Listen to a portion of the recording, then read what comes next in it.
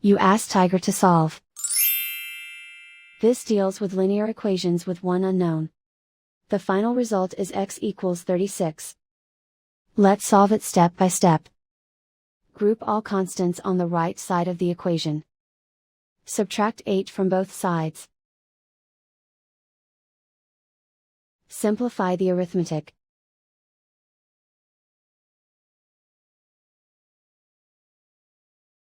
Isolate the x. Divide both sides by -2. Cancel out the negatives. Simplify the fraction. Cancel out the negatives.